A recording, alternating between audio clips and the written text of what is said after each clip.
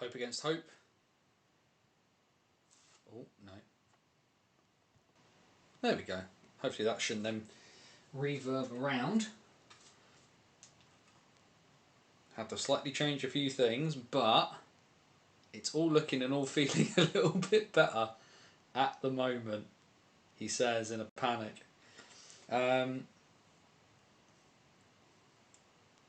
Right, things appear to be working. Let's just check that. Let's just check that. That's working as well. That looks a lot better than it did a moment ago. Literally spent a good 20-30 minutes today mucking around with settings for this in the hope that it works. But we are once again back in the library at BOTW Towers. Just need to check one more bit because we wanted to see who Telford had signed, and that news has come out. So just having a quick look at that whilst we wait for people to come in. Stick your answer to the warm-up question in chat. Hottest signing of the summer so far.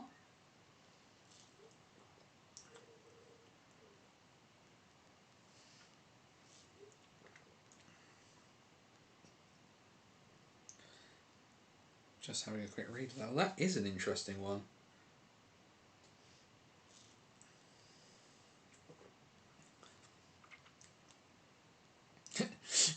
Jamie, I had a feeling that that you put one of those two, and that two, if you didn't say one, you'd say the other. So a big thank you for that.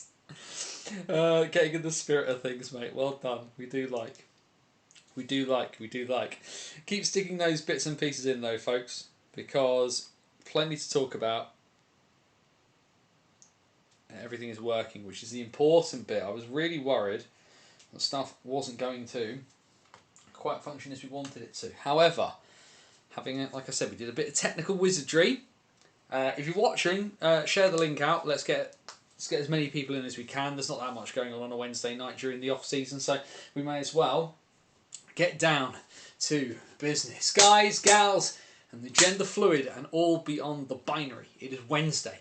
It is 8 PM and welcome back once again to the BOTW What's Current stream. My name is Anthony Russell, here to take you through the weird, the wonderful and wacky world that is British ice hockey. We cover the absolute lot of it from top to tail, from the NIHL all the way down to the bottom depths of the NIHL, to the WNIHL. We cover the lot of it. Elite League, National Division, Division 1 and Division 2 in the north and in the south. We talk SNL, we talk WNIHL. This is where British hockey lives, and during the season we are here every Wednesday night at 8 PM to talk you through the big goings on of the past week in British hockey. And here during the off season, it is our July off season special. During the off season, we get together at the end of the month just to have a look back on some of the big stories and basically just shoot the breeze for a little while. We don't get many chances to talk too much hockey during the off season, so we just pop in and we'll be here for the next sort of 60 to 90 minutes just to natter through. I've got a few things I'm going to talk about. You guys can stick all your bits and pieces in the chat that you want to talk about as well. So more than happy to kind of just, like I say, it's like a lot of our off-season shows, be a bit free-form, because next month is August, and that means hockey is back in August. We are under a month away from the first pre-season games, and 26-27 is on the horizon. And there's already been, in the last month, some big bits and pieces, of course, that we will need to talk about. But we better do the housekeeping, as is usual. bannersonthewall.wordpress.com, your number one source for all things related to British hockey. It's been a bit of a quiet off season for us. We'll talk about that in a little bit. But you have got the last 15 years worth of stuff to go check out. Match reports, opinion pieces. Of course, I gave you a breakdown earlier in the summer of the changes to the National Division roster rules. We're still waiting on the Elite League ones. We'll do a breakdown of those when we get them out of them. But there's a bunch of bits and pieces there. And of course, our in-depth pieces from around the world of hockey stories, working on some bits and pieces. A few folks, still waiting on a few folks to get back to me. I've been sending a few messages out. But like I said, we've been quiet here at BOTW Towers, and I'll talk about that momentarily. But there's all the stuff there on the website. Like I said, 15 years worth. You've got Dice Hockey. You can still download a free tabletop game to play with your friends. And all sorts over at bannersonthewall.wordpress.com. If you head down into the description here on YouTube, because this is where we roll. We're still trying to look at multi-streaming on more platforms, but it does look like it will blow up my computer if we do that. So we're going to check a few bits and pieces. But the tech appears to be working much better. I was having massive issues with encoding issues and the sort of juddery sort of picture. I've done some changes today and it appears to be a lot smoother. It feels a lot smoother on my end. So any feedback, massively appreciated on that front. But also as well, like I say, we're trying a few bits and pieces. If you head down into the description of the video, you can find all of the links to all of our socials. We are on X, we are on Facebook, we are on Blue Sky, where you can pick up your links for bits and pieces. And they're also down there in the description. If you like wonderful 3D signs, like the wonderful, like this one here, made by the wonderful 3D Lee, you can find Lee's link in the description as well. And then of course if you haven't already, other YouTube's spiel. If you haven't subscribed to the channel, please do. You need to keep the algorithm hamster happy, fat and fed. Like the video, share the video. And of course the wonder of technology, we are here, and because our show is always live, you can use the chat. Questions, comments, thoughts, feelings, anything that pops into your brain that you want to talk about whilst we wander our way through the next hour or so of British Hockey Chat during the off-season. Please do feel free to stick it in the chat and we will have a look at it. All we ask is that you follow BOTW Golden Rule #1. DBAD. Don't be a dick. Be respectful of other people's thoughts and feelings and we will have a jolly good time. So, I hope everybody is doing well. We are double parked on the drinks here tonight at BOTW Towers. We have water in our Austria Vienna mug that we got when we went to Vienna a couple of years ago. And we also have a bottle of Sprite because I bought one earlier in the cold. Stuck it in the fridge to keep it cold. Just to kind of cut through just something nice and refreshing on a very, very warm Wednesday evening in July. Now, like I said, it's been a quiet one over the summer here at BOTW Towers. And it has been partially deliberate. I've been working on some bits and pieces in the background in terms of some hockey stories, and truth be told, I've been shooting quite high with some of the interview guests, and they are not as responsive as people are in British hockey. I've been wanting to do some other bits and pieces, and like I say, I could have been chasing harder? Yeah. After a really, really busy 25-26, I also realised I am one man. On Sunday I was 42. I know some people will say I look older, some people may say I look younger, and thank you to those people. The check is in the post. But the thing that, like I say, the thing I realised, particularly over the course of this season, is that being one man means I have one man's amount of energy, and I am not the 26-year-old I was when BOTW started a decade and a half ago. And actually the one thing I realised that I needed to do was I just needed to be a bit smarter with how I use my energy and my time. And it's not a case of not loving what I do, but it's a case, again, I had a shift, and it was about sort of 7 or 8 years ago where I realised where I churned out piece after piece after piece, and I realised it was a better usage of my time to focus on quality over quantity. And it's the same thing again, where I am a husband and a father and I have a job. I have a full-time job 5 days a week, and I commentate on the Elite League. For those of you not familiar, I am the voice of Guildford Flames TV, and I will be so again in 26-27. I'm very thankful to the Flames for that opportunity. But that means that the prep that goes into that as well, it's just a case of just adapting, and it's figuring out where my energy is best spent. And actually, churning out tons of interview pieces over the summer isn't what I need to be doing. I've also been a lot more active with my friends down in Australia. You might have seen as well, I've been on a couple of episodes of Oz Hockey Media's Hockey Night in Australia over the course of the summer. Big shout out to Rossi as well from the Slapshot Syndicate. He made his debut on the show last week. And actually, I've just really, really enjoyed just not focusing so hard on creating, because a large chunk of my creative endeavour is going to be commentating next year on top of the writing, because I will have all of these thoughts that I will need to get out of my brain that do not come in a commentary can't come in a commentary setting. And as a result, it's just been a bit quiet here. The big chapter point in my summer comes tomorrow. Family holiday. We are all off to Berlin. A lot of you will be saying you're going at the wrong time of year. Kirky's not there, and I'm aware of that. But yes, family holiday during the summer holes with a now 9-year-old as I have, And yeah, this has been the kind of marker point of get to this point, have a relax, and then kind of come back refreshed, refocused, and 26-27 will be on the horizon. Because of course, we are about a month away from my first game of the 26-27 campaign, which will be Guildford's pre-season game against Bristol at the Spectrum over Bank Holiday August weekend. And yeah, it's just a case of when I'm back, I will feel much more in a space to kind of be ready and start really turning up the preparation, turning up the intensity. If folk would like to see the spreadsheet, I can maybe do a little video on the YouTube page for those bits and pieces. But I might do it when we're a bit closer, because what I generally do is I set my spreadsheet up to auto import some data from the Elite League website, which it can't do. And I have made a few sort of changes. I'm trying to be as prepared as I can be for what comes next season. My scouting report on every player is there. Big thanks again to John O'Bullard for his help with a few bits and pieces. But yeah, when I'm back, which will be a week tonight from Berlin, BOTW will kind of start cranking bits and pieces up. We will announce the stream schedule a bit closer to the time. It'll probably go last Wednesday of August, because we'll have had a couple of preseason games. We'll talk about some of those in a moment.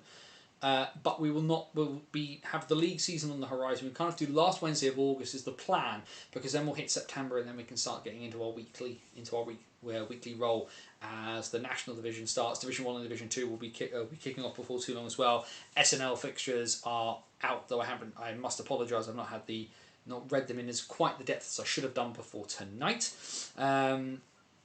Yeah, there's plenty of bits and pieces flying into the chat. A big thank you to the folk popping in. We will get to all of those. Here's what we're going to do. I have got a few bits and pieces that I want to talk about, and because it's my show, that's what we're going to do. And once we have finished all of that, we'll just open the door and shoot the breeze for a little while. I think is probably the best thing to do. Now, I mean, interestingly, if I move too sharply, that's when it starts throwing my thing for a while. But it's doing much quicker and much faster, and sort of rebounding itself. What we will talk about though, like I say, if the thing I will start with because I've got a few graphics and bits and pieces to talk about that I'm going to walk us through in a moment.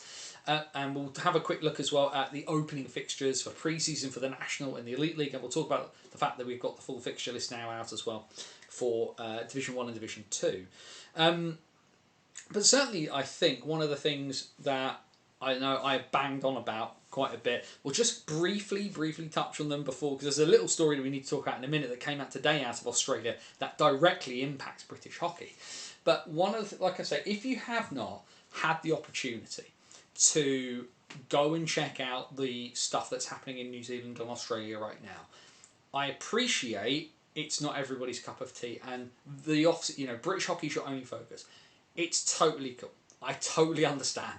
But one of the things I would say is that this season in the AIHL has been a real roller coaster, and I've been massively enjoying it. If you haven't been checking out the bits and pieces from Sean and from Courtney over at Oz Hockey Media, please do go check them out. I'm not saying this just because Sean and Courtney are friends of mine.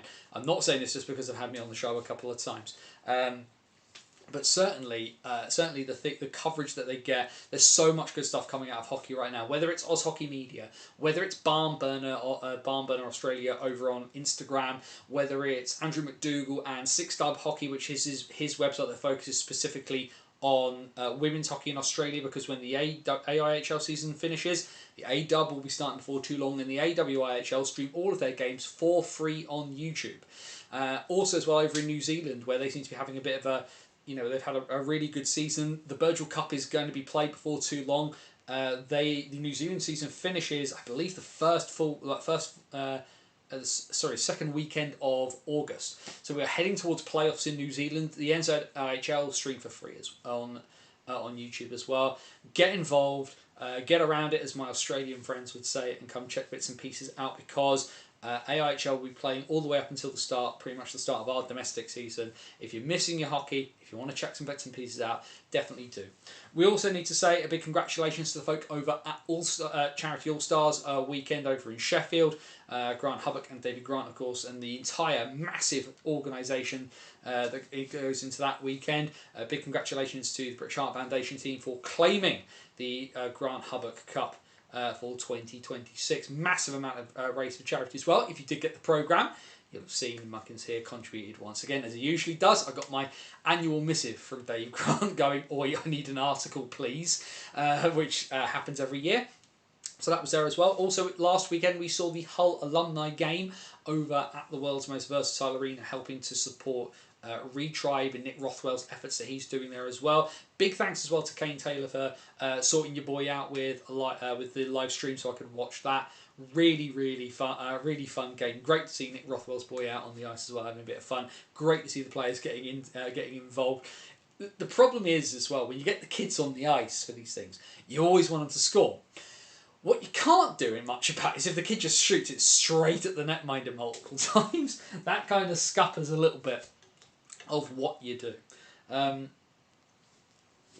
But those were some great events as well. We've seen the Sheffield Women's Tournament. We've seen the Bristol Friendship Tournament as well, which saw friend of the show, Andrew Day, commentating on women's hockey, which is fantastic to see.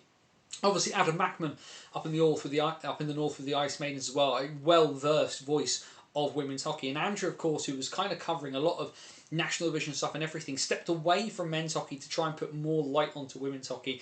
Andrew as well, constantly giving me like the update bits and pieces as we talk about the WNIHL. The last sort of 15-20 minutes of the show most weeks has been about some of the great stuff that's happening in British women's hockey. And I can't do... I want to cover everything to the best of my ability, but Andrew has been such a massive part of helping me out with that, and it was great to see him given the opportunity to commentate on women's games at these sort of big milestone parts of the women's British hockey year, like the Bristol Women's Tournament, for example. Really great to see him involved in that. Massive congratulations to the organisers and the winners of those bits too. Great to see that kind of involvement as well. Great to see events happening. Para hockey, of course, has been running too. Shout out to all the fantastic folk who play that. It looks terrifying. There's just nobody near here, which is a real frustration. It'd be really great to get a para team down here in the south, so they're a bit more accessible. Because with all the will in the world, Peterborough is not close to me, and Cardiff is not particularly close to me either. There was for a time a para team in Basingstoke, and they moved away because the rink started becoming a dilapidated mess. But such is the nature of things. Either way, what we will do, I'm going to hit this button and hope the tech holds.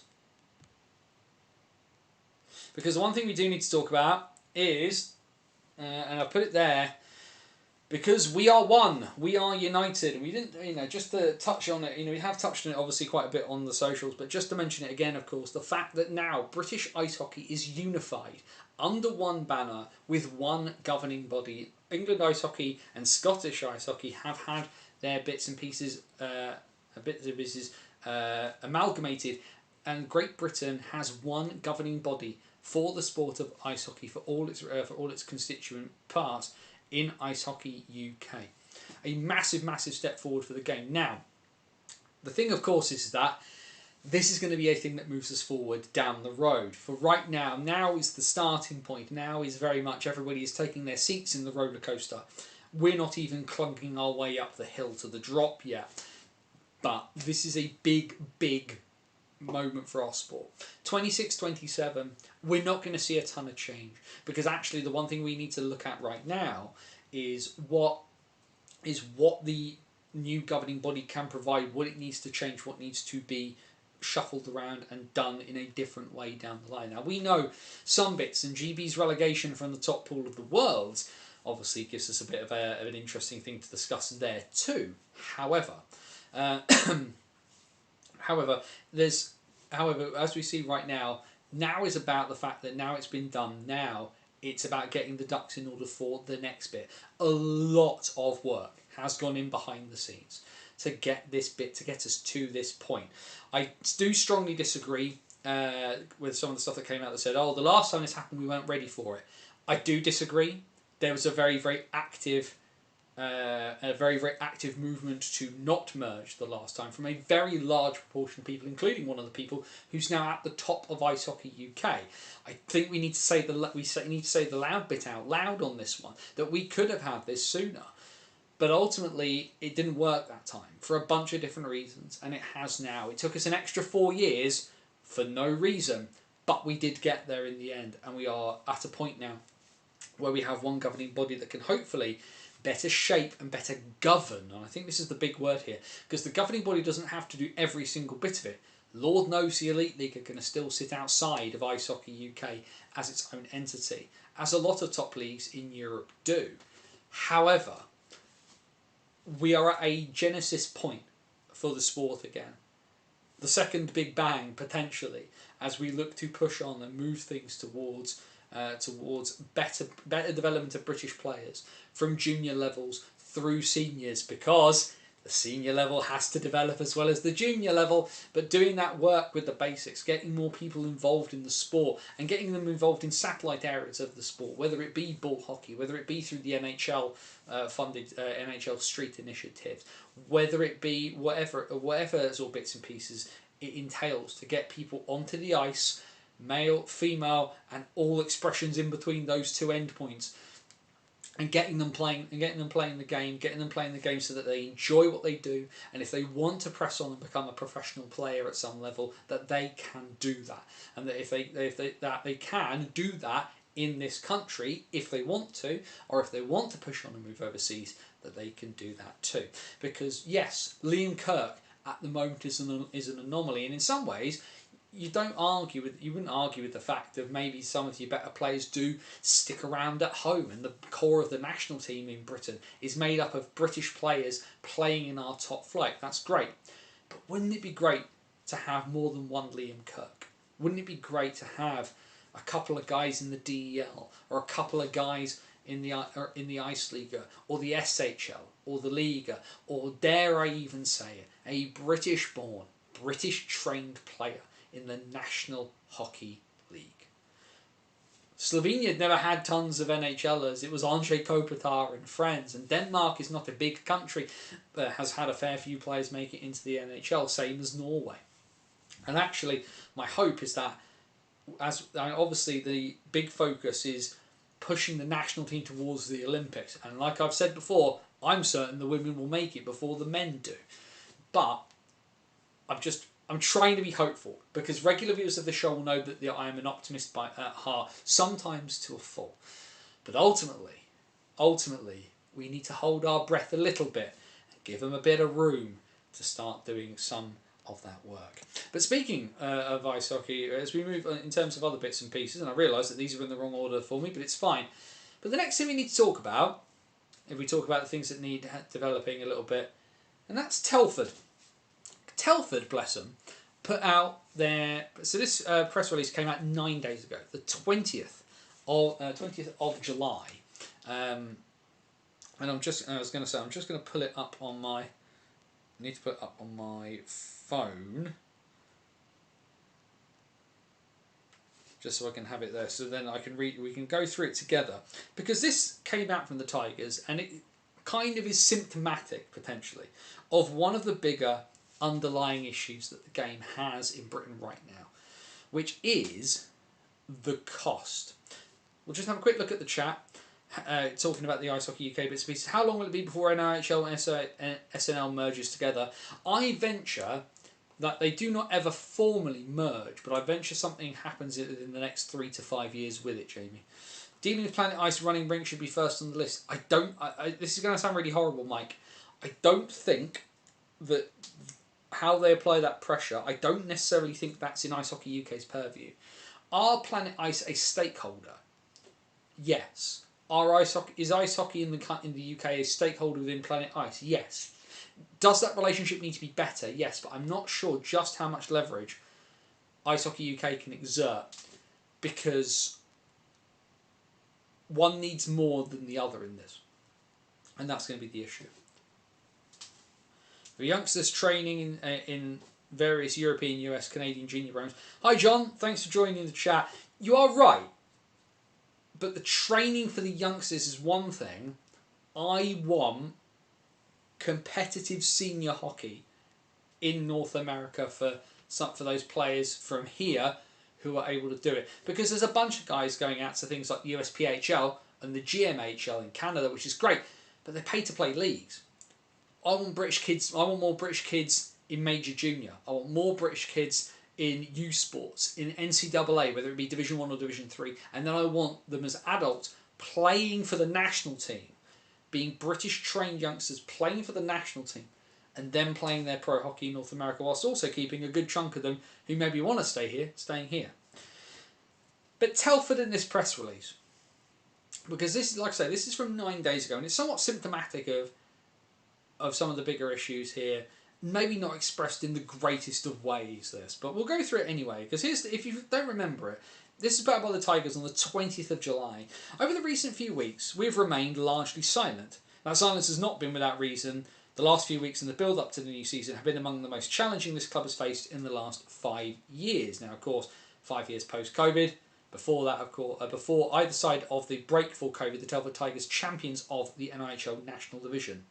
Rising costs across almost every aspect of the game, the increasing expectation that clubs carry 5 imports to remain competitive, escalating player costs, and the loss of key sponsorship partners are just some of the challenges we continue to face. While speculation has inevitably grown during this period, our priority has been to focus on finding solutions. Now, for folk not familiar, Autocraft, the net title sponsor of the Telford Tigers, executed the break clause in their contract and stepped away from their deal, which I believe will be from the end of this month. And Telford will be without a title sponsor, which of course probably is going to scupper the budgets a little bit.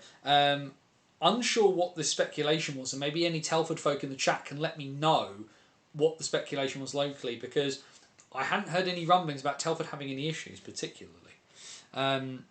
We recognise whatever we must do. Whatever we do must be affordable and sustainable. At the same time, we remain committed to icing 2 competitive teams within their respective leagues and giving both the best possible opportunity to succeed. So the first 2 paragraphs would have made everybody given everybody a slight code brown, and given them a bit of a panic. But the Tigers making the point of they're going to do their level best, and we get their National Division side and their Division 1 North side, of course. The Telford Tigers 2 stepping up from Division 2 into Division 1 last year, making quite a sizable impact as they did so. We recognise that what Telford Tigers represents, we are not an arena club with 2,500 seats. I mean, there's no arena clubs in the National Division. Yes, you have Leeds and Milton Keynes and Swindon with bigger rinks. With all the will in the world, you can't call the Link an arena. Or unlimited resources. No team in the no team in the National Division has that. We have always punched above our weight, and we continue to do so because of the incredible support of our fans and the commitment of our volunteers. Too right, so does every club in that level. Over the past several weeks, a number of significant challenges have demanded our complete attention. Behind the scenes, the club, key sponsors, and Telford and Wrekin Council have worked tirelessly alongside us to overcome these challenges and secure the club's immediate future. We are incredibly grateful for their commitment and support. Now, like I said, I can see in the chat there that Mike's put about was in the press release in reaction to a lot of grief on socials. Slightly confused on that one. Like I say, obviously the loss of Autocraft is tough. Losing Autocraft, and they can't say or do anything until the 1st of August. People fail to read or accept this, and socials ranted. I mean, fair enough. I can understand why people would be frustrated, but yeah, I've got to say, they can't do any. They can certainly do something. What they can't do is they can't say anything. Is probably the difference there. We also wanted to address the speculation and rumours directly. This statement is intended to provide reassurance that Telford Tigers are here. We will ice 2 teams this season. We remain fully committed to completing at the highest level possible within a sustainable framework. Which, to be fair to the Tigers, and for those of you who are not familiar with Telford's history, they went through a period under different ownership where they were spending stupid money. That basically caused the collapse of the second tier of British hockey. And that's not to put that all on Telford. That's on the previous ownership of the Telford Tigers, in the form of Red Hockey Media, that certainly did cause some disruption, I believe is the word, that they liked to use on that point. And the Tigers making themselves a sustainable force as well has the trust of its local community. Took a lot of work from a lot of people to get themselves back onto an even keel. And I will say here and now that I am very, very much a big advocate and I have a fantastic amount of respect for the things that people at Telford do.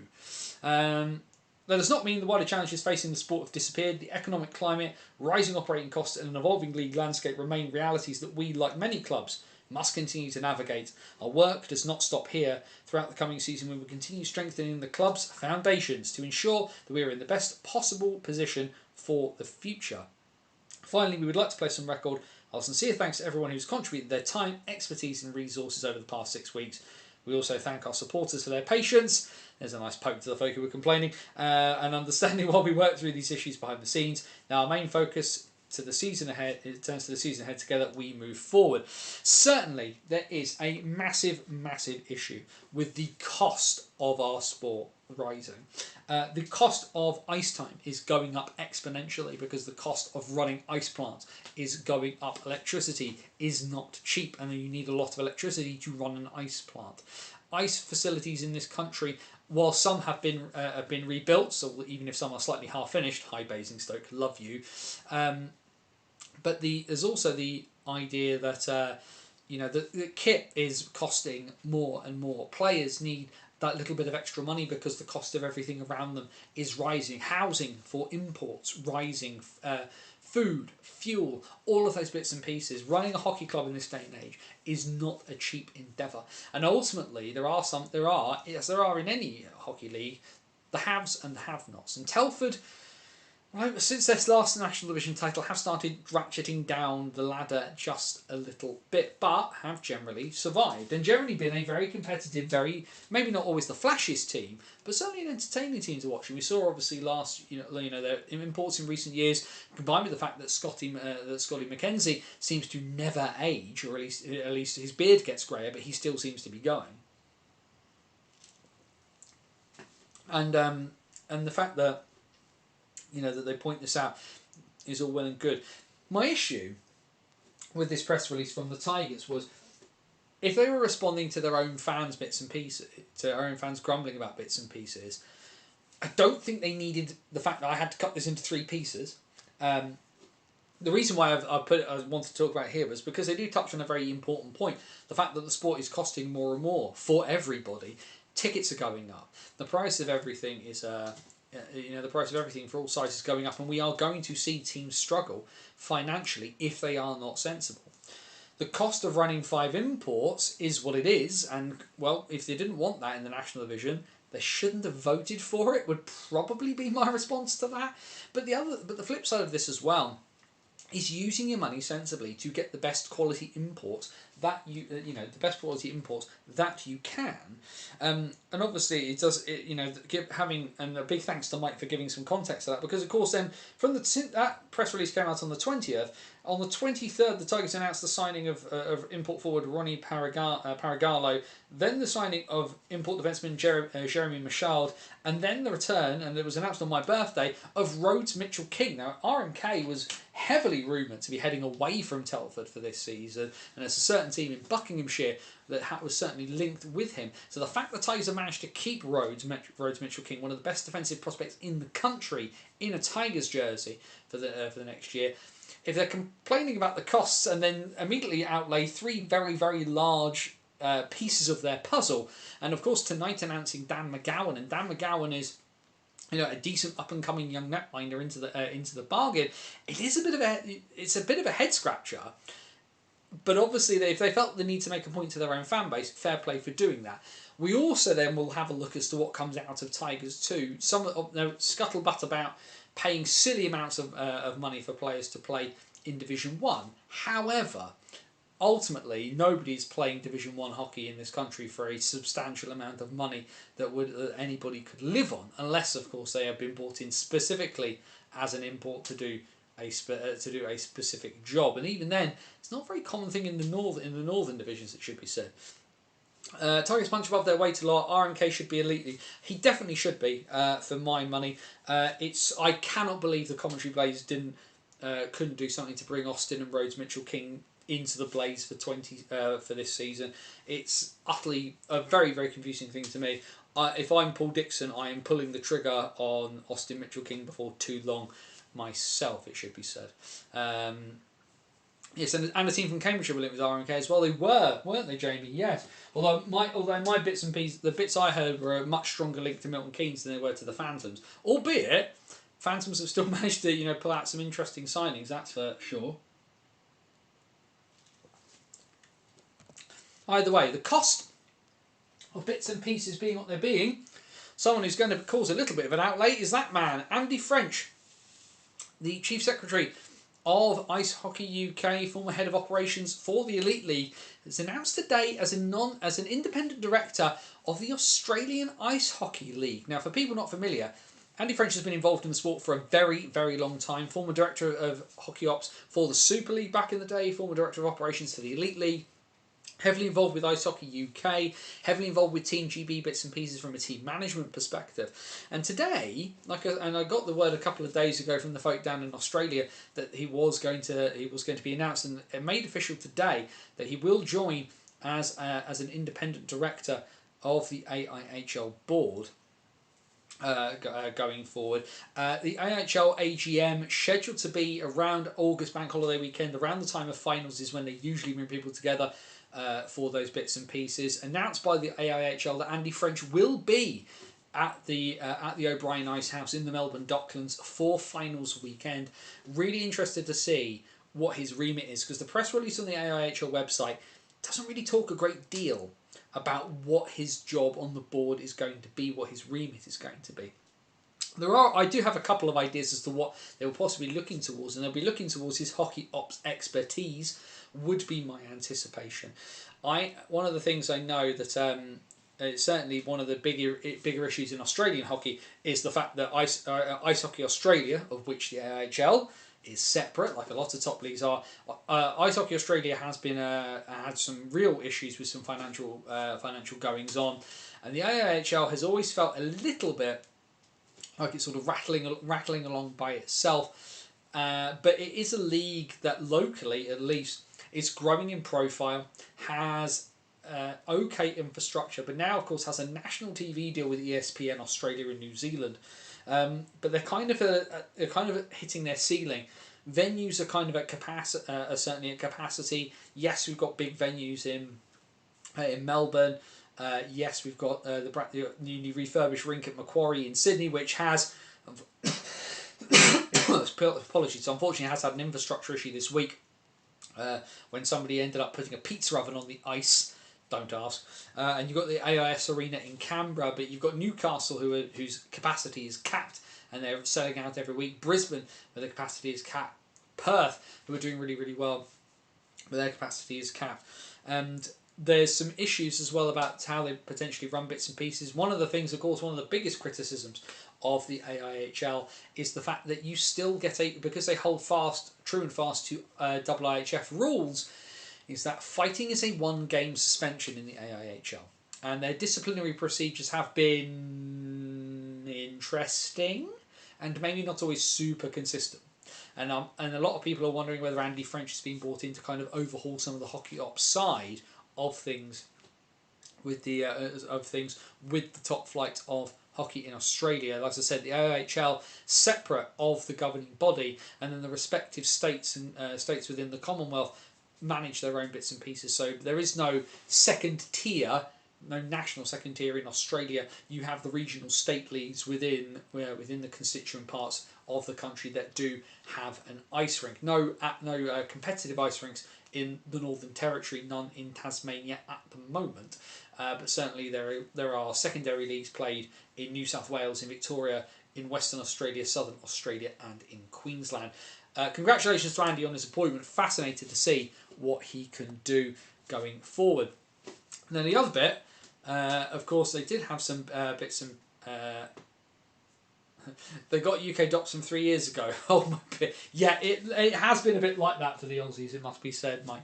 There's been some very, very confusing decisions this season. And well, after the collapse of their bit of Steelers and Steel Dog sponsored Trigger Hub. Both clubs now being sponsored by DSM for the upcoming season. Apologies, folks. Just had a message that's come through.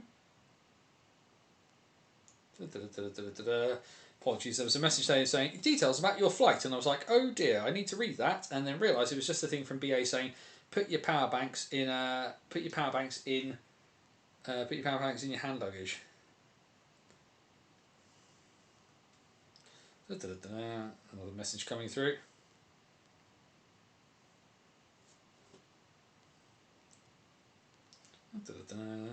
This is the joy of watching this, is the people who send you messages during the show. But in terms of, but certainly from a Steelers and a Steel Dogs point, obviously the Steel Dogs did pick up a sponsor mid-season, which obviously very important for them to do. I've now also managed to lose the bits and pieces from this. I had it all lined up and then pressed the button and it all fell away, because that is my lot in life. But yes, it's now being sponsored by DSM, both the Steelers and the Steel Dogs for the upcoming season, and already a sponsor of the Steelers before. But one of those sort of big things when you think about the Steelers sponsors over the years, whether it's Sheffield Window Centre, whether it's Unison, it's a big way. Whether you like the Steelers or not as an organisation, the Steelers are one of the biggest clubs in the sport in this country. And it is a massive opportunity for any club to be seen locally, because it means that your branding will find its way everywhere in the utilita. And the Steelers are still big news in that part of the world. As the Sharks, actually. The Sheffield Sharks are, from a basketball perspective, Sheffield one of those towns where even though football is very much a big part of the local scene, their other sports do get a big look in, it should be said. But obviously great for the fact that that the Steelers and the Steel Dogs particularly, of course, shout out Mac, I know he's watching somewhere, have got their sponsorship sorted out for another year. We'll talk about the other league sponsor, because we're going to be looking at their page momentarily. But then before we talk about pre-season, we need to talk about this. Because this caused me to have a small aneurysm when it came out. Nine Hockey Management, Gareth Chalmers, reported heavily involved in getting this happening. But the team that I first watched a game of ice hockey for, the team that started my journey nearly 22 years ago, that started all of this mess, is coming to Britain. And I was in shock. I can't lie. God bless my wife, who as soon as she saw that, didn't question it, just went, what are you going to go, which one are you going to? Now, the fact they are playing 2 games at the Thunderdome is what it is. I will be commentating for Guildford on the Saturday, because they have a pre-season game against the Coventry Blaze. You bet your bottom dollar I will be there on Sunday. I hate the drive to Milton Keynes. I have no idea where I'm going to park, but I'm going to make this work, because I have to. I will step briefly out of shot, because I have had this scarf that has come to every hockey game, that was given to me a couple of years after I started going by the members of the Rostocker EHC fan club Ostsee Power, of which I am an honorary member. Yeah, I am in shock. I'm in absolute shock that this is a thing that is happening, because I never thought it would happen. Now, MK fans, what are you getting yourself into? Rostock were not good last year. Vibes and injuries were the bywords for EHC last season. And of course, one of their players from last year has found his way over to Swindon for the new campaign. That'll be fun. And I did get a few messages from my Swindon supporting friends. Hi, Ben Callahan. To say what are we getting ourselves into? Because even though I haven't managed to get back to Rostock for some time, they are still the place where it all began for me. They are the place that I hold very dearly in my heart. I cannot explain to you just how bizarre this will be, because when I first started watching Rostock, they were a 4th Division regional league team, and it was Brown Lager, it was Schönheide, it was it wasn't Niesky for that first season. It was Timmendorf, it was Halle, and then in the championship round it was Ratingen and Dusseldorf and not Dusseldorf, sorry, Dortmund and places like that. But the fact that they've been a 3rd division team now, they've been in the Oberliga now for quite some time, and yes, they have been one of the lower end sides. Rostock are essentially kind of the Oberliga North's version of Romford. Some really, really good top end scorers and a lot of heart and a lot of hustle, but not much in the way of depth. But the fact that this is happening is absolutely blowing my mind, that the team from the Schilling-Allee are finding their way across to Britain. And I mean, would have been nicer if they'd been nearer. Come on, Basingstoke, that would have been nice. Don't park in the Morrison's car park. That's the one bit I knew, Jamie. But I think I'm probably going to drop Dicko a line and probably ask him where to go. But the tickets for that are released on Friday. I will be 1st of August. Sorry, it's on Saturday. But I will be in Germany. I don't care. I will be getting tickets in that away block and figuring out myself for that Sunday. Yes, I'll be in Guildford the night before. It doesn't matter. I'll be driving to Milton Keynes on that Sunday. I would not miss seeing my team for the world. Immer und ewig, it's die Macht von der Ostsee kommt nach der Insel. Is going to be something very, very special. And I know I've spoken to folk from Ostsee Power already. There's definitely a couple of folk definitely making their way over.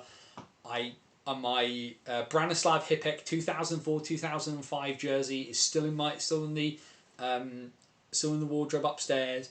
I'm gonna make sure it's washed and clean, and we're gonna have ourselves a whale of a time in apparently party town Milton Keynes when Rostock, obviously the Hansa Rostock this past weekend making the news for their ridiculous atmosphere that the football fans brought to their away game at Watford. Because fine, and I know there's a few Watford fans who live in and around Milton Keynes as well. But we will see what the Piranhas fans are able to bring to the Thunderdome on the 5th and the 6th of September. And then we do need to talk about this one, because this one is one that might have passed under people's radars, but this is a massive, massive bit of news. Where obviously we'd already heard earlier in the summer that Lily Endicott will be leaving British Shores to go play in the 2nd tier of Swedish women's hockey, the NDHL. But a big bit of news from a young lady whose name that, if you've been watching during last season, particularly in the WNHL bits and pieces, a name that we talked about a lot and mentioned a lot, which is Evie Tyndale. This young lady, 9 points in 15 games for the Whitley Bay Beacons in the WNIHL Elite League last season, and 104 points in the Under-16s League, and I believe it was 14 or 15 games. 104. She had 70 plus goals in like 14 games. Magic. But she has managed at the age of 15 to sign on with Skellefteå from the SDHL, the top flight of women's hockey in Sweden. Now, is she going to be playing SDHL hockey next season? I venture probably not. But you can bet your bottom dollar that she's going to be in the under-18s and possibly looking at the under-20s teams for next season. A massive, massive amount of congratulations, not just to Evie, but to her family and the folk at the Beacons for getting such a talented young player to the point where she can get this spring off up into such a high quality women's league. And you know that people from the PWHL will have an eye on the SDHL, and we could see a British trained player heading towards the top flight of women's hockey worldwide if Evie continues her upward trajectory. Obviously, as well, a massive loss for that Beacons under 16 side, because you don't replace a 100 point scorer that easily. But just a massive amount of congratulations to everybody up in the northeast. Great to see. And of course, the other WNHL news we have seen as well. It will be an 8-team WNHL Elite League. The Steel Queens will be making the raid south and have joined the WNHL Elite League. So that's going to change on all fronts. Of course, we will talk about it as we usually do on the What's Current stream over time. We are back to the beginning there. We'll quickly go back to full screen. So I'm going to pause for a second. Questions, comments, thoughts, feelings, anything anyone wants to stick in the chat, please do.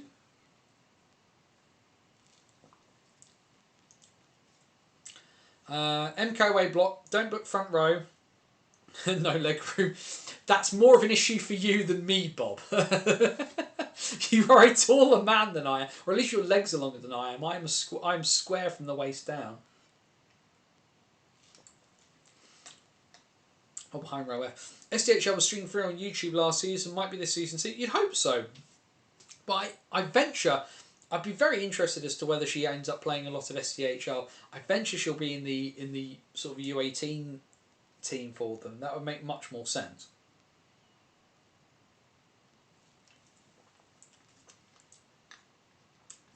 Big shout out to Rossi, who's on from the Slapshot account. Love seeing young Brits get their chance abroad. Congrats, CV2, right? Asher, not a person. Thanks for joining the chat. Not a name I'm familiar with. Even more apologies for the off-subject question, but I was curious who is the best Brit D-man in the NIHL. For me, surely has to be RMK. Thought he would have joined MK.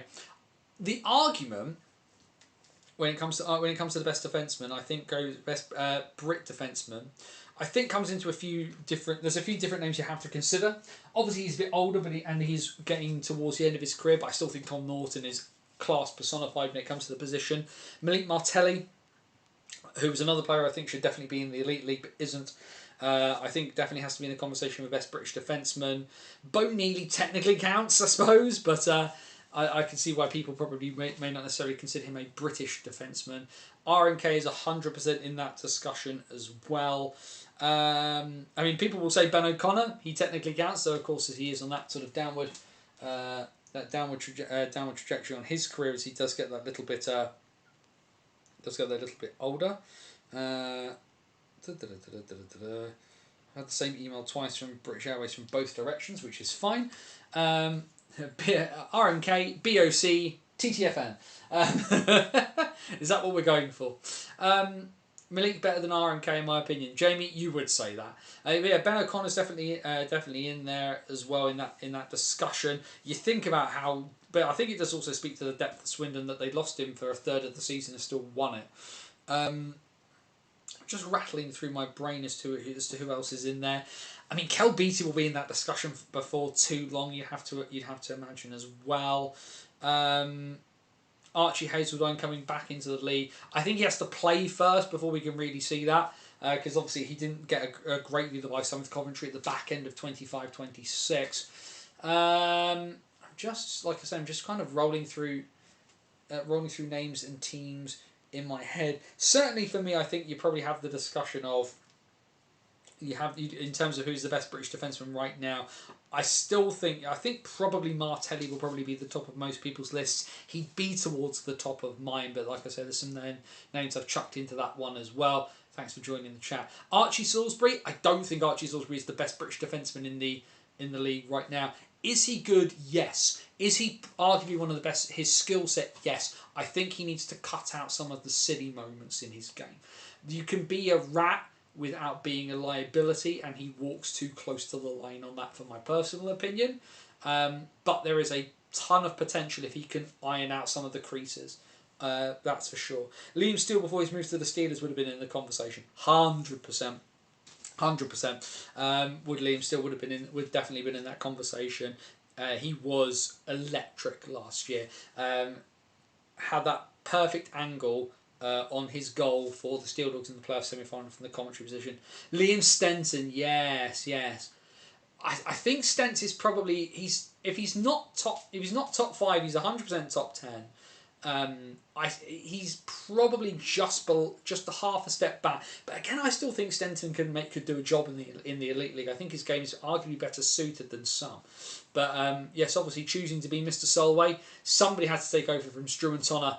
Why not? Why not Liam Stenton? I suppose probably not the best player, but a player I like watching. I agree as well. Also, if you ever get the chance to speak to Liam Stenton, a very, very polite young man, very, very nice. For the NHL National, I'd say Malik or O'Connor. I think O'Connor has to be in there. Deacon Fielder. I love Deacon. I love Deacon to death. He and I regularly will chat about bits and pieces. Deacon, if you don't follow Deacon's socials, he does a lot of streaming, plays a lot of Apex Legends. He's part of a thing called Dungeons Unmastered, where he and a group of his friends are playing D&D online. I love Deeks to death. I don't even think Deacon would call himself the best defenseman in the National Division. As a role player, there are not many people who does Deeks' job. He is incredibly solid. He knows his role, and he doesn't try to do anything too fancy. He's not trying to be the square peg in the round hole. He's definitely good. Youngest captain in the league. Stenton is incredibly underrated. Youngest captain in the league for a reason. Yeah, like I say, he's definitely in and around there. Certainly not in discussion yet, but looking forward to having Jacob Minter having a full-time season in the National League. Ash has mentioned him as well, Jacob Minter. I'm really fascinated to see how he steps into doing that job. Could be like Malik when he was at Streatham. That's a very good comparison, Asher, actually. I can only applaud you for pulling that one out. I'm interested as to how Aaron Nell. I'm interested to see how Aaron Nell coaches without being able to kind of affect the result in the same way, having had to kind of pull in a lot of imports to replace bits and pieces in the aggregate. And also as well, actually, while we're talking about this winner, we should say congratulations to Tomasz Malazinski and Sam Bullis, who will both have their numbers retired by the Wildcats. No surprise at all. Both definitely should be. Spraggan will be in the conversation in a few years. I would agree. I'm a big Tommy Spraggan fan. I like Spraggs' game. Made a point of watching a lot of him when all the folk at Billingham and the Billingham Stars podcast wouldn't stop banging on about it. And Spraggs has definitely got that ability. He will get there. I'm really, really interested. I'm impressed with how he's adapted already. So I'm very intrigued to see what his progression is like this year. For me, I think he needs to be. Also, I appreciate that Ryan Finnerty and Cam Critchlow have their two-way and three-way prospects. I think Spraggs needs to be on that. Will the Nels run the team when PI build and duck? I think that might be stretching themselves just a little bit thin. Either way, he says pressing buttons. Just going to see if this works, because what I want to do is we're going to press this button. Actually, before we do that, because James asked a fair question. Anthony, how are you feeling about the Basingstoke team so far? I'm cautiously optimistic about it. There's some bits I like. I'm a little worried about the depth. I'm a little worried as to what's happening with Sota Isagai because of it, like when he's going to turn up, because of his agreement to hang around with Nagoya Orcas for a little bit to try and get himself fit. I think there's a few, obviously there's the Liam Morris departure was a strange one, but I totally understand why he's done that. Sometimes change is as good as a rest. And obviously for Liam, he's, pushing towards 30. You're more than likely, there is a higher chance of winning a trophy with the Sheffield Steel Dogs this year than with Basingstoke. If Liam's edging towards the end of his career, I can't blame a guy for wanting to take a run at a trophy. So that should be a good one there. But for me, my concern is the depth again. At top end, I think we look okay. I'm interested. Obviously, Zach Milton has gone, but you've kind of got a decent replacement there in Matt Howlett. It's the bottom six and the defence are kind of where my questions are. And then it's just about that balance for Ben Clark-Leach in net. From a net minding perspective, I think Basingstoke have got as good a 1-2 punch as anybody in the division.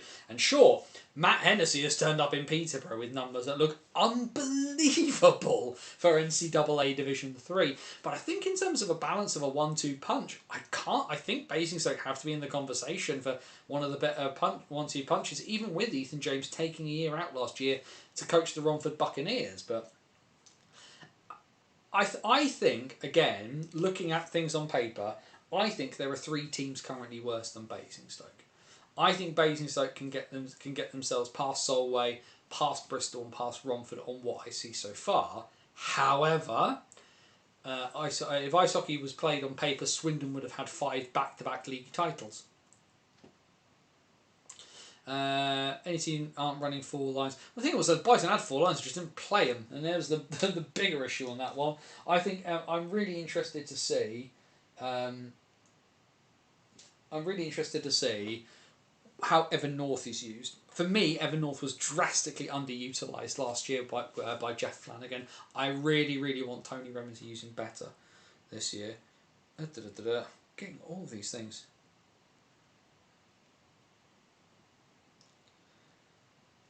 It'd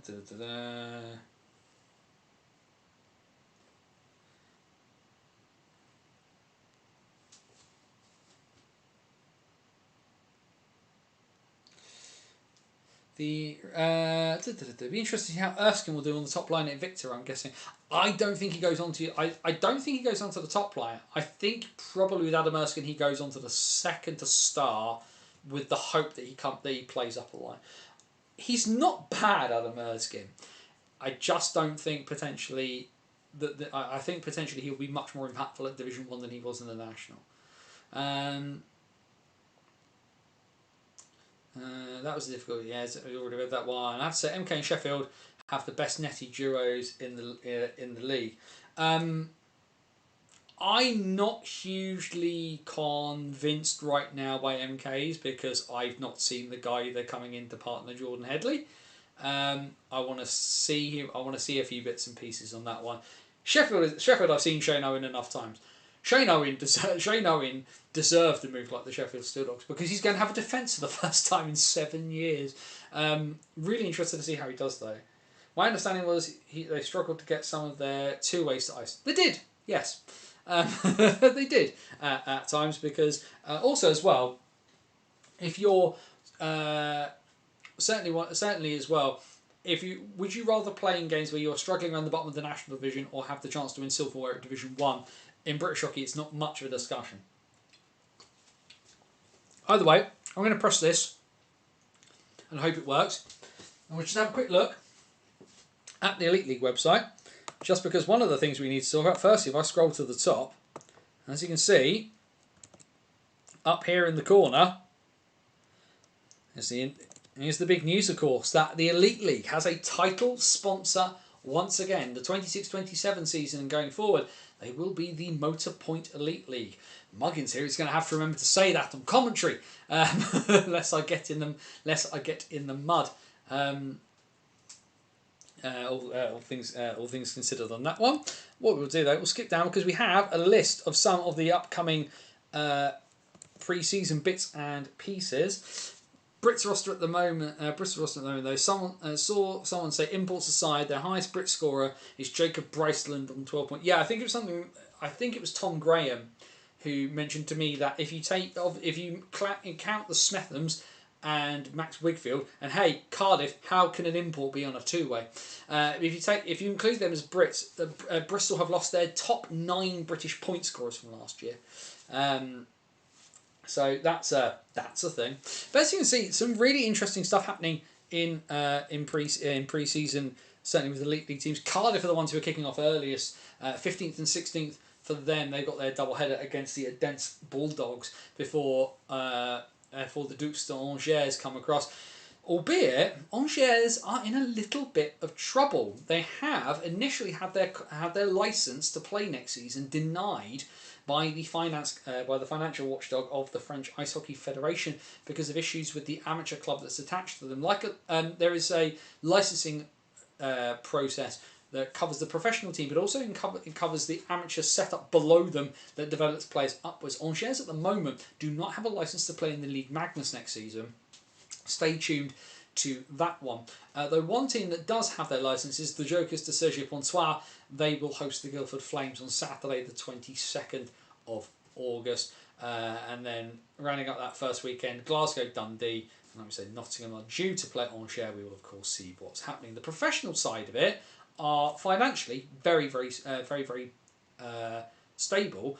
It's just how they kind of satisfy the other licensing bits and pieces. But of course, we've got some other bits. We've got some interesting opposition coming over. Of course, talking about Belfast playing Harlev at home.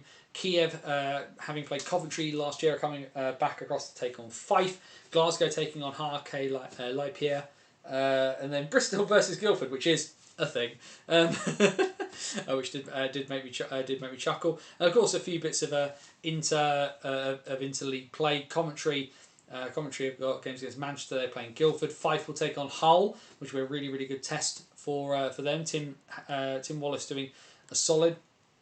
As you can see there, Coventry will play Le Petit Damignon, who Guildford played last year. And then as you see at the bottom of August, Sunday the 30th, my first game back in my little perch at the Guildford Spectrum. Guildford versus Bristol, which is going to be an interesting one for sure. And then you've got a few bits and pieces in September before the season kicks off in earnest the following weekend. Glasgow taking on the newest division DEL2 side, Memmingen, the winners of the Oberliga promotion. Belfast in the Warrior Cup over in Kaufbeuren, and they will initially take on Hartze Ambre Piotr, former winners of the Spengler Cup. That should be certainly interesting. Fife versus Kirkcaldy. I would be quite interested in that one myself. I don't know about you, as it were. But then Sunday the 6th, the final day of Elite League pre-season action. If we head across into the National Division, we can see a few bits and pieces because we have got some early games on the 22nd and the 23rd. Oh, I've pressed a button and made my screen go funny.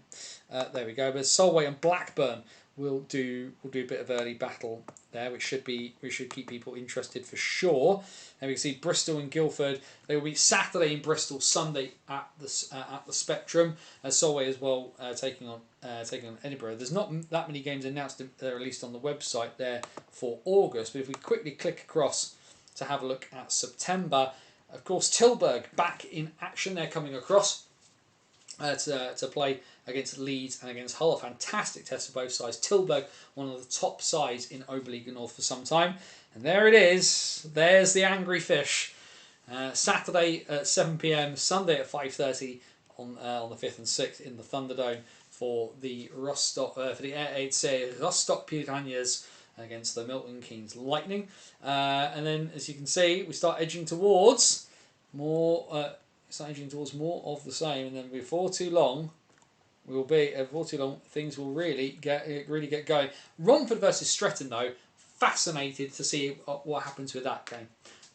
With that one, really intrigued how Streatham hold their own against Romford. Do I expect Streatham to win either game? I do not, but really intrigued to see how Ben Painter's side on that when it comes to that one.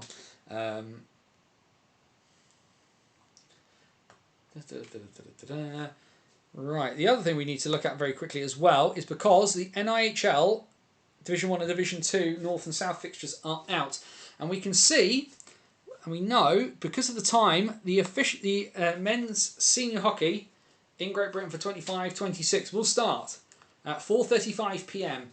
on the 5th of September as the renamed Sheffield Titans, now Sheffield Scimitars 2, will take on the brand new Widnes Wild 2 at Ice Sheffield. It's the first game of the new campaign.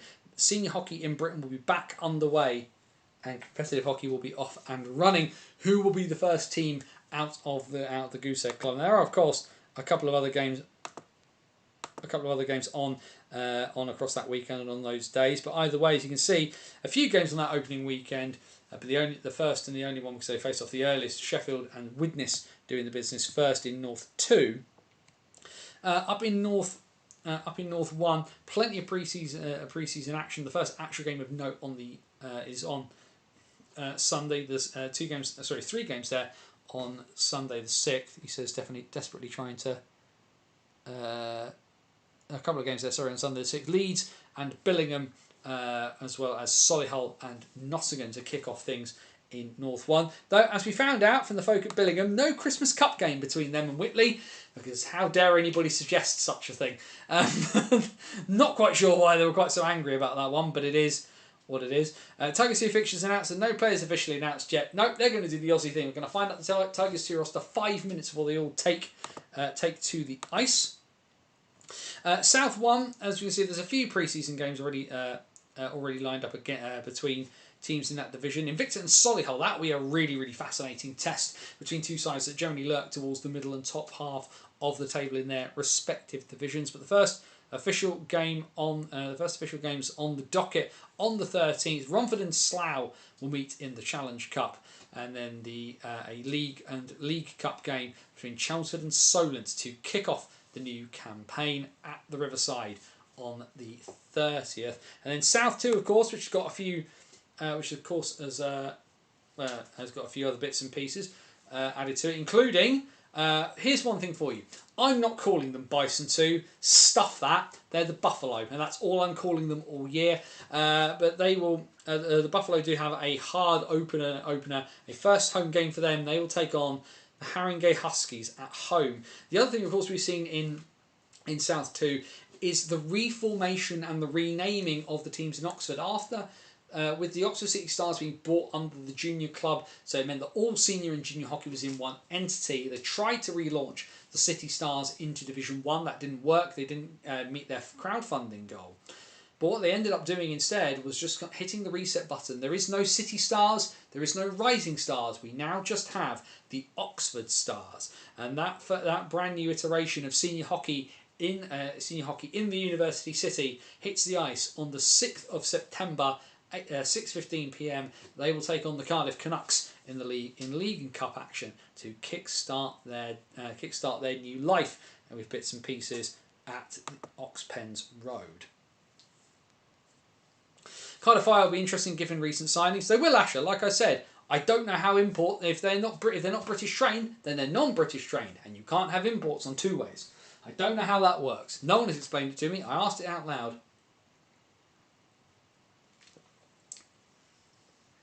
Thunder will be celebrating their 25th anniversary on September the 13th against the Chelmsford Warriors. Indeed, congratulations to the Thunder on that one. The other thing as well with the Thunder, 30th of August, you can see there, a pre-season game away against the Deeside Dragons Division 1 side. Spoiler alert to any Thunder fans, you're not winning that game. However, it will be a very, very good test. It will be a very, very good test. And the thing is as well is that I did have a few Elite League people say to me, oh, what's the point in Guildford playing Bristol? It'll be a massacre. And the thing is that for the Flames, where they have 3 weekends of pre-season, they have one game away in France. There is your team building weekend of getting guys used to each other. They then have a home and home away against the team against a team that has been a lower end side in the level below for the last 2 years. There's you getting your legs properly underneath you, and then the second weekend the Flames are home and home against the Blaze. That's when you want everything to really start working before the following weekend and everything gets real. So there is a logic to it. So sometimes going in, and especially if you're the team not expected to win, it's just a chance to play better quality players. There's nothing bad about that sometimes. Can NHL ice all 5 imports? Yes, it's dress 5, ice 5. You can have all 5 on the ice at the same time. I don't think that's a really good idea.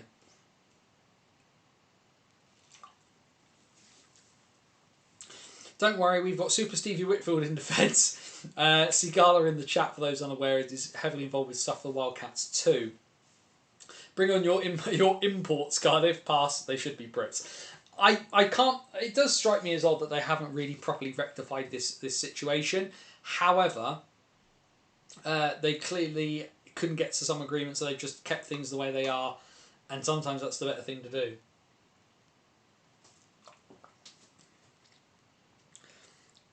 Either way, I'm going to hit that button.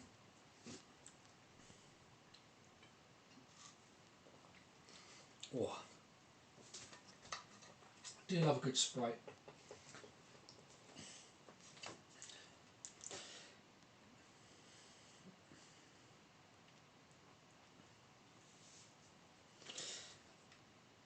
Now I'm getting text from them about the same things. I really... Is anybody else getting these things? Like, okay, I get it.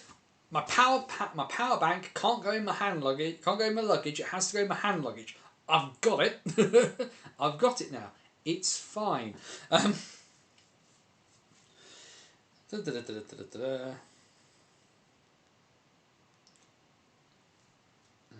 Just responding to a message there.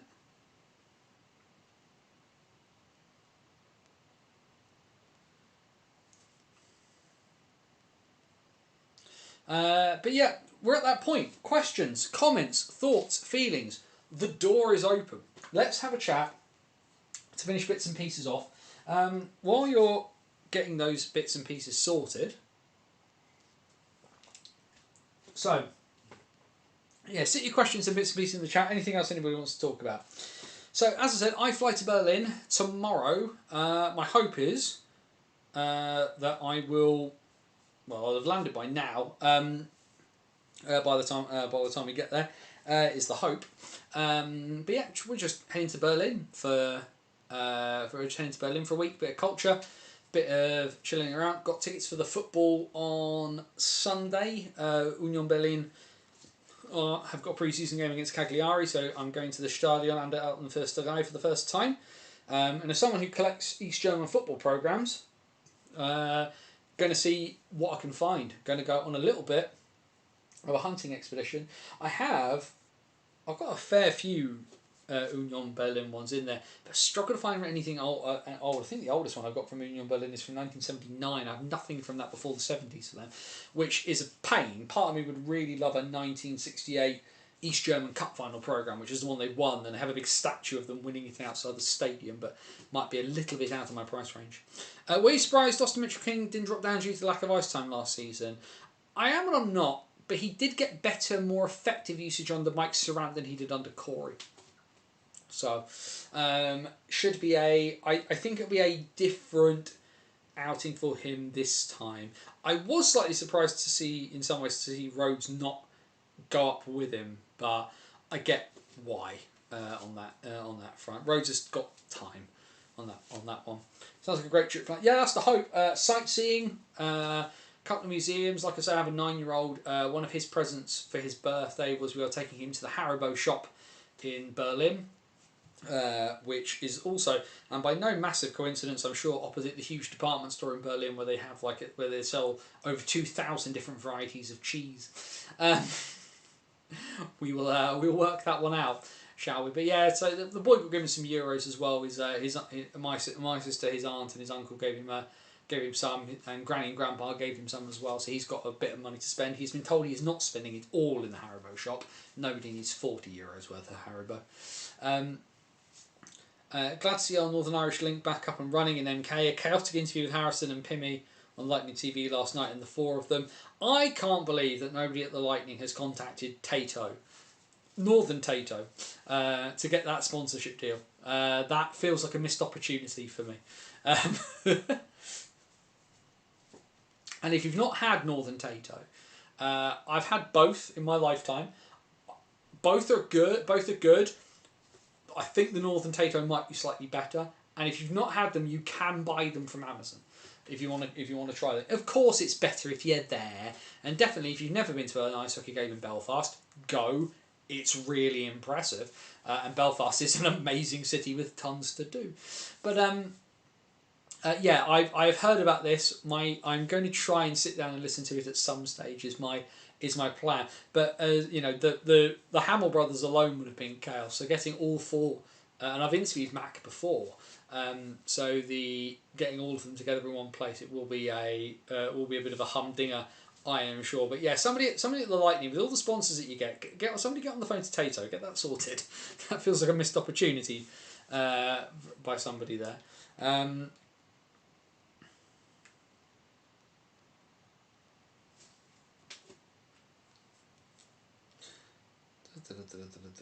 Just having a quick check as well, doing our usual bit, because Telford were kind and gave us the news as we were coming live about Dan McGowan, so big thanks for that one for them.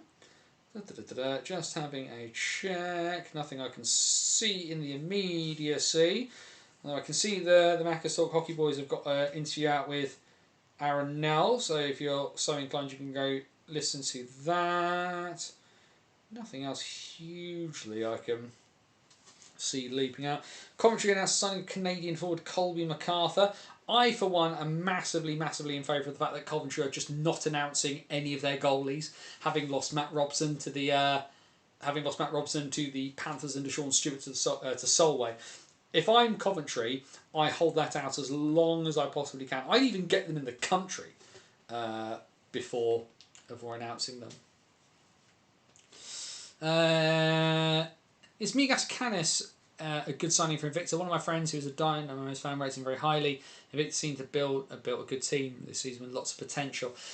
From what I have seen of Migas, I have generally been impressed.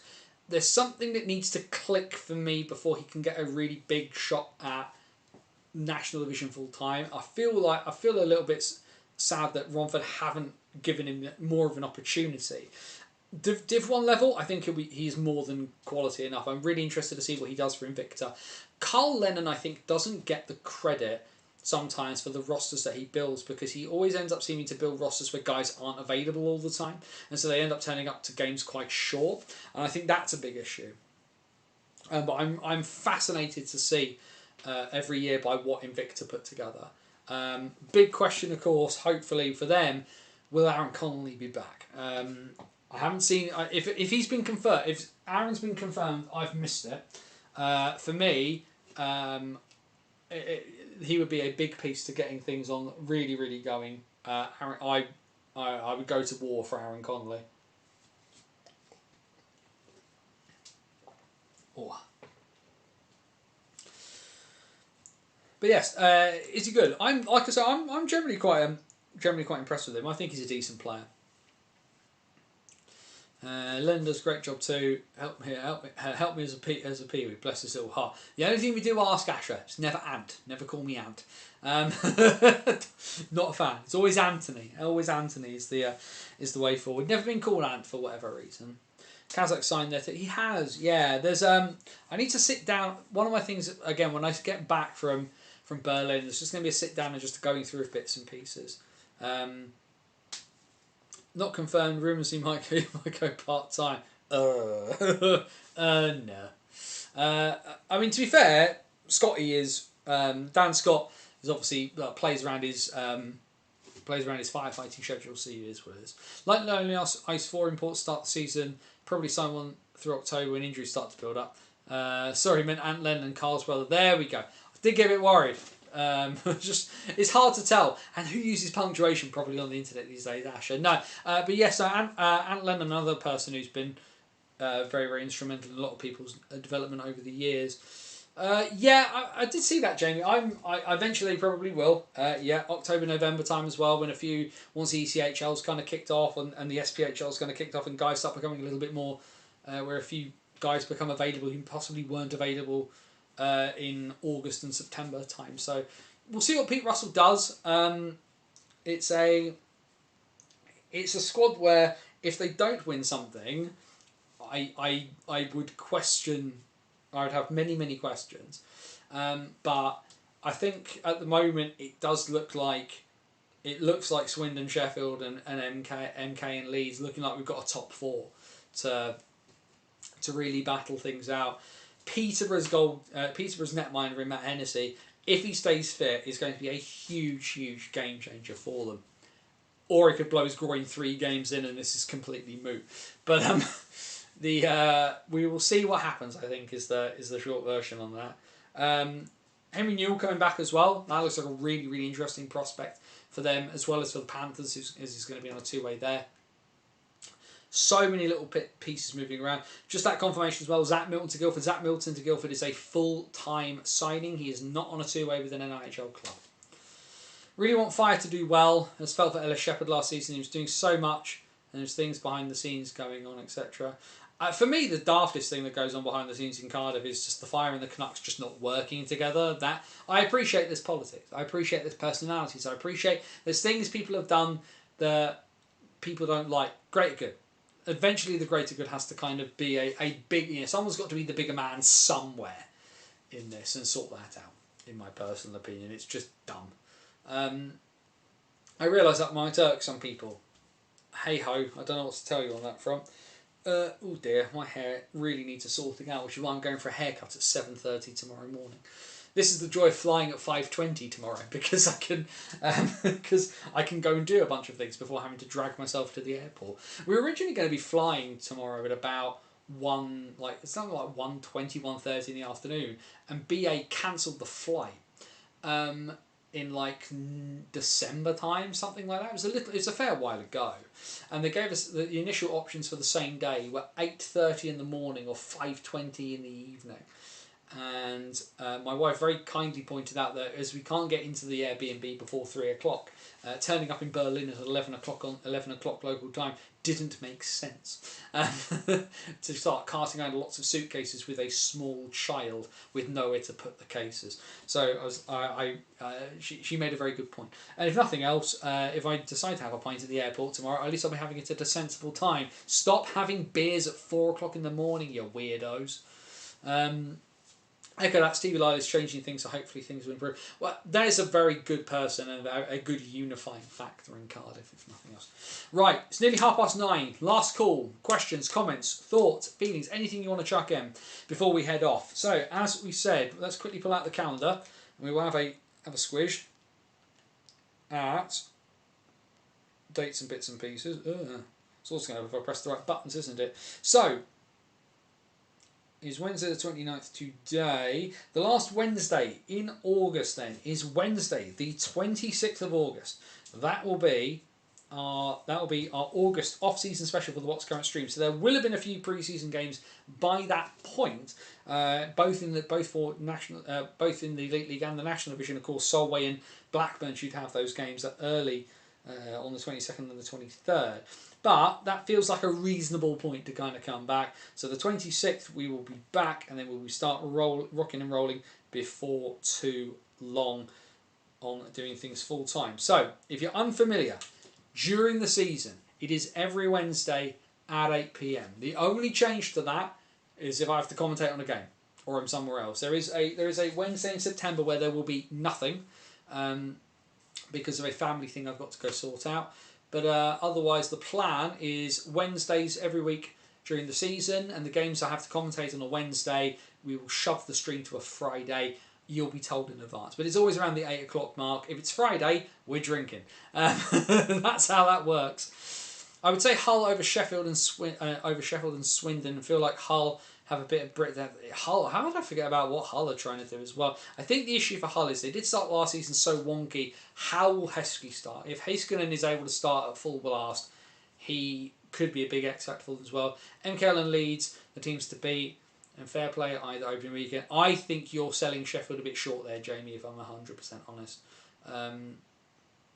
I think Hull can be in that. Certainly can be in that discussion in the top 5 for sure.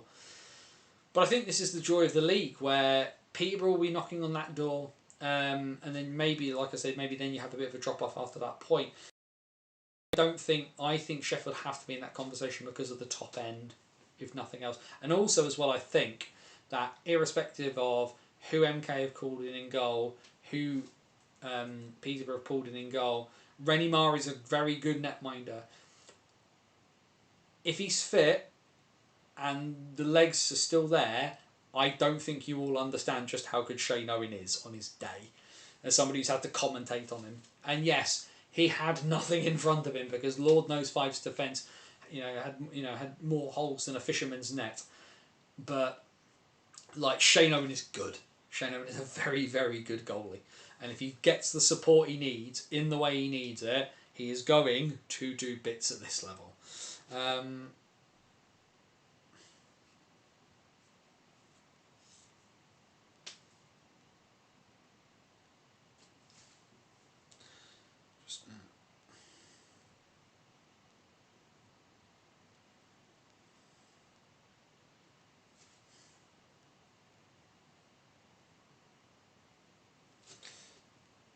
That's right. Get those last bits in then, folks, before we head out. Who do you think will be the highest Brit forward next season? Luke, yeah, it's going to be Luke Ferrara, probably. Unless he has a massive amount of injury troubles, you'd put him up there. Him and Kieran Brown will be there or thereabouts. Given he'll be very highly lent on for offence in Basingstoke, how will Matt Howlett do? Otherwise, I think, Sean Norris could be a very, very good year again for Sean Norris as well. But you have to, your money is on Luke Ferrara or Kieran Brown to start with. But yeah, like you said, there's a few other names rattling on the edges who have the potential there, for sure. I think what we'll do though at this point though, folks, I think it's time, and we will call it there. bannersonthewall.wordpress.com, one source of all things related to British ice hockey. And like I say, once we are back next week from Berlin, the wheels will be turning fully once again. You can check out the last 15 years worth of stuff that we've done, whether it's match write-ups, whether it's in the box thinking, my thoughts from commentating, whether it's hockey stories. There is something for everybody over at bannersonthewall.wordpress.com. 15 years, still going strong. We ain't going anywhere. Go and sit the kettle on. Down in the description, you can find the links to all of our social media. We are on X, we are on Facebook, we are on Blue Sky. Remember as well to check out the link for 3D Lee if you'd like yourself a 3D sign into the bargain as well. And of course, all of your other usual YouTube spiel. If you haven't already, do subscribe to the channel. Do like the video, share the video, tell all of your friends, bits and pieces. Liam Stewart, top scoring Brit. I think he gets 60 or 70. I don't think he top scores. So share bits and pieces around. Keep the algorithm hamster happy, fat and fed. That's what we always always ask for, such bits and pieces. And like we said, the last Wednesday in August, we will be back. And then before that, we'll be ready to do it all over again. There's, like I say, the one place that covers all of it. The Elite League, the NIHL, Division 1, Division 2, the SNL, women's hockey in the WNIHL, all of it. You get that all here. Where hockey lives. It's Wednesday nights at 8 PM. It is the BOTW Watts current stream. Big thanks for taking the chunk out of your off season to come and have a chat. Always massively appreciated. Really, really enjoyed it as ever. Like I say, I've been looking forward to this holiday. Like I said, a bit of a rest and a recharge. But after that, boy, am I ready to get back to this. It's going to be a hell of a lot of fun this season. I can feel it in my bones. Even if my commentary spreadsheet is now out of date because there's a bunch of signings I'm not putting in. But it doesn't matter because we're nearly back. Be happy. And if you can't be happy, then wherever you are, whatever you do, please do everything you can to please be safe. As my friend Scotty Wars would say, take care of yourself and somebody else. For bannersonthewall.wordpress.com, this is Anthony Russell saying stay safe. And so long till next time. I will see you all before too long. And like I say, by the time we next meet, pre-season will have begun. And 26-27 will nearly be upon us. Enjoy the rest while it lasts. Take care, everyone. We'll see you in a month.